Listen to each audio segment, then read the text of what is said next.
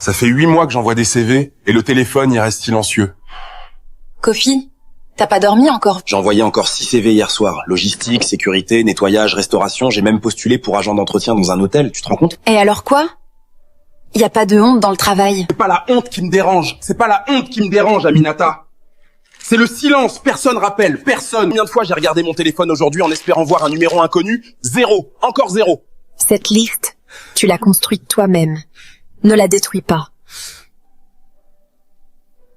En France, on répète que le système est clair. Des diplômes et des marches. Des CV propres, bien structurés.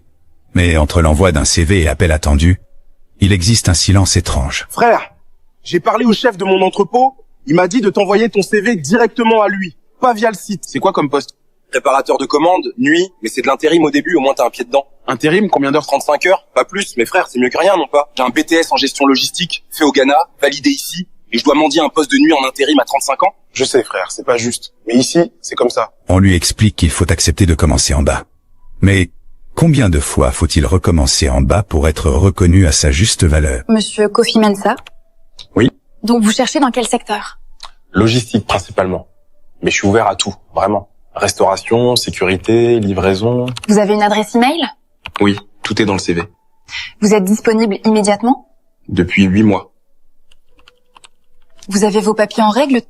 Voilà, titre de séjour valable jusqu'en 2027, autorisation de travail incluse. Très bien, on va rentrer votre profil, on vous contacte dès qu'on a quelque chose. Vous allez vraiment appeler? On fait notre possible, monsieur. La 18e agence. La même phrase. On vous contacte. J'attends encore. Les agences parlent de disponibilité. Il est disponible depuis 8 mois. Disponible pour travailler. Mais jamais assez visible pour être rappelé. Il cherche depuis combien de temps ton mari? 8 mois. Presque 9 maintenant. 8 mois, quoi. Mais il a des papiers, main. Oui, type de séjour, autorisation de travail, tout. Il a même un BTS. Et personne rappelle, quoi. Merci, même juste poser la question, ça compte. C'est bizarre quand même, mon neveu, il a trouvé du boulot en 2 semaines, il a pas de diplôme, il a juste appelé un ami. C'est peut-être ça le problème, Kofi a pas le bon réseau. Ici, c'est pas ce que tu sais, c'est qui tu connais. T'as trouvé quelque chose? Je travaille au noir, frère. Livraison, pas déclaré. Au noir? Mais t'as pas de papier, toi. Exactement, moi j'ai pas de papier, je travaille. Toi t'as tes papiers et tu travailles pas, tu trouves ça normal? Non. Je trouve pas ça normal. Le patron il me paye en cash, il déclare rien. Mais au moins moi je mange, frère. Toi t'attends quoi? C'est un miracle? J'attends juste qu'on me donne ma chance. Une seule chance. Avoir des papiers ne garantit pas une place. Cela garantit seulement le droit d'attendre légalement. Son ami sans papier travaille au noir. Lui respecte les règles. Et parfois, le respect des règles ressemble à une longue punition silencieuse. Bonsoir, monsieur Kofi. Ça va aujourd'hui, hein? Bonsoir madame Leclerc, ça va, merci. Vous travaillez toujours dans quoi déjà? Je cherche encore madame. Ah bon, hein? Depuis combien de temps, t'as? Bientôt 9 mois. Vous savez, mon fils cherche quelqu'un pour son restaurant, c'est pas qualifié, un plongeur, mais si ça peut aider, Plongeur, bah, je prends madame, je prends. je lui dis ce soir, promis. Quand je connais quelqu'un pèse plus lourd qu'un diplôme validé, le plus dur n'est pas le refus. Le plus dur, c'est l'érosion intérieure. Tu dormais? Non. Tu penses à quoi là? Je pense à mon père au Ghana, il m'a dit va en France, là-bas les gens travaillent, là-bas on respecte les gens compétents. J'avais 30 ans, je l'ai cru. Et moi je t'ai suivi parce que j'avais confiance en toi. Tu aurais pas dû. Ne dis jamais ça. Jamais. T'entends? J'ai peur, Aminata, j'ai peur de plus croire en moi. T'es le meilleur homme que je connais, Kofi. C'est pas toi le problème, c'est le système, c'est pas pareil. Le moment où un homme commence à douter de sa propre valeur. Le moment où il se demande si le problème vient du système ou de lui. Et puis un matin, le téléphone sonne. Bonjour, je cherche monsieur Kofi Mensah Felon. Je suis Marc Renaud, responsable RH chez Logipro. Vous nous avez envoyé votre candidature il y a 3 semaines. Oui, c'est moi. On aimerait vous recevoir pour un entretien. Vous seriez disponible vendredi matin? Vendredi? Oui, je suis disponible. Un seul appel. Après 9 mois de silence. Ce n'est pas encore un travail. Ce n'est même pas encore une promesse. C'est juste une preuve qu'il existe encore dans le regard de quelqu'un. Tu l'as essayé 5 fois cette chemise. Je sais pas laquelle mettre, la blanche elle fait trop, je sais pas. Elle fait quoi pas? Elle fait immigrant qui cherche du travail. Elle fait homme sérieux qui mérite ce poste, c'est tout. Et s'il rappelle jamais après toi? Alors on continuera, comme on a toujours fait. Ce soir-là, ce n'était pas l'échec qui lui faisait peur. C'était l'idée de ne pas être suffisant. Kofi, Quoi? t'es beau. J'espère que ça suffira. Mange d'abord. Merci. C'est normal, t'es mon mari. Une table dressée avec soin. Un costume porté comme une promesse. Il ne se reconnaissait presque pas. Mais dans les yeux d'Aminata, il était déjà l'homme qu'il espérait devenir. Frère, c'est aujourd'hui, hein? Ouais. Dans 1 heure. Écoute-moi, frère. Tu rentres dans ce bureau, tu regardes ce monsieur dans les yeux, et tu lui montres que t'as ce qu'il faut. C'est tout. Ouais, Jess, je t'appelle après.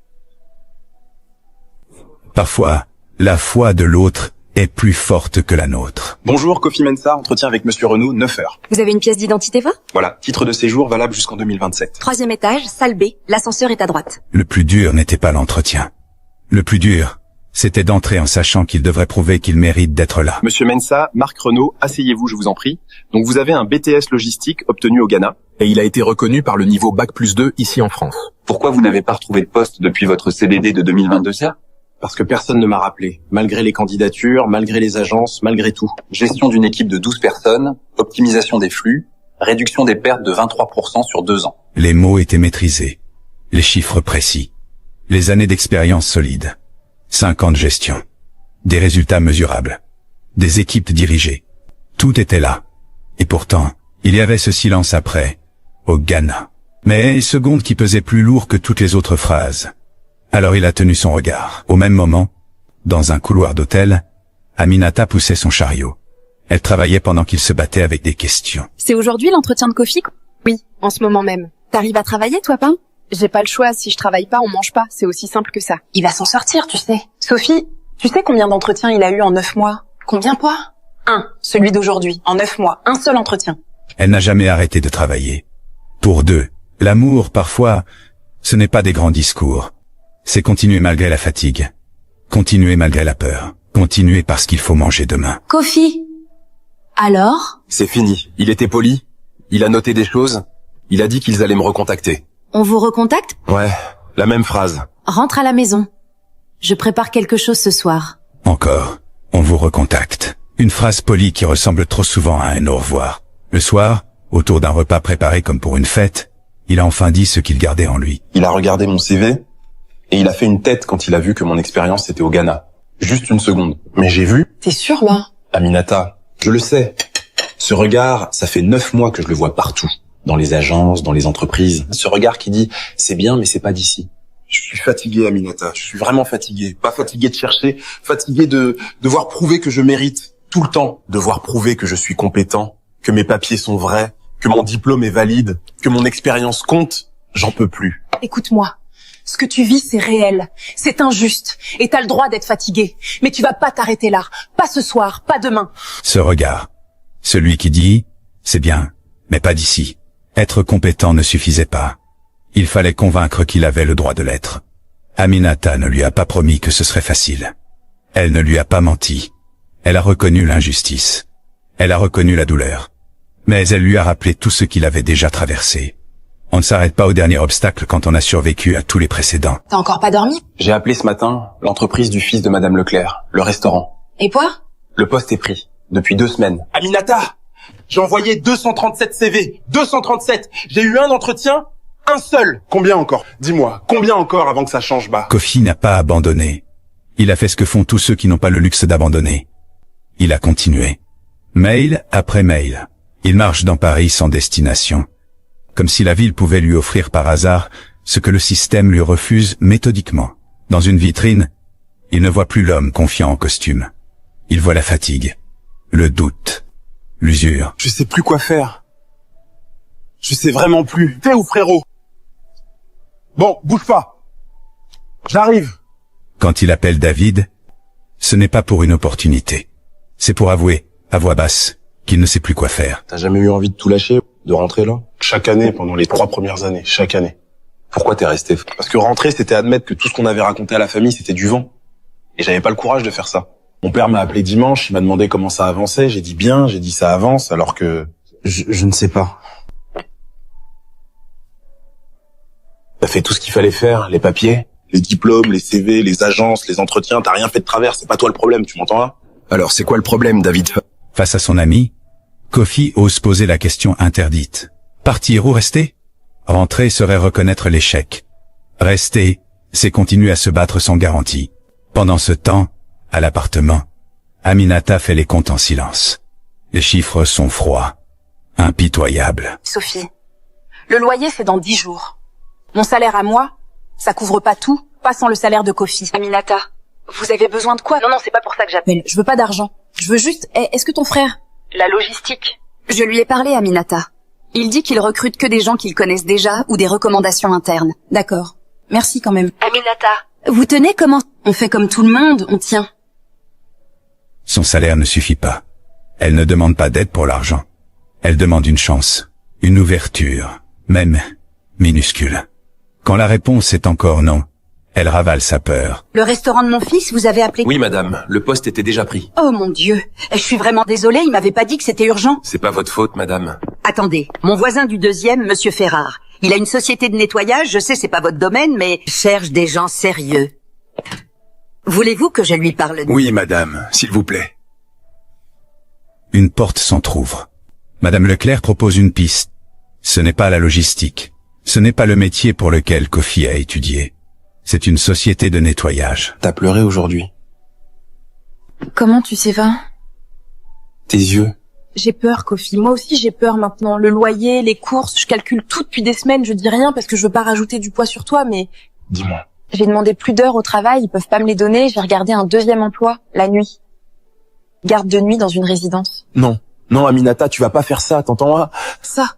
Et ça, je peux pas l'accepter. C'est pas à cause de toi, c'est pour nous, c'est pas pareil. Les rôles s'inversent. C'est Aminata qui a peur. Elle calcule en secret depuis des semaines. Elle envisage de travailler la nuit. Pas par ambition, par nécessité. Kofi refuse.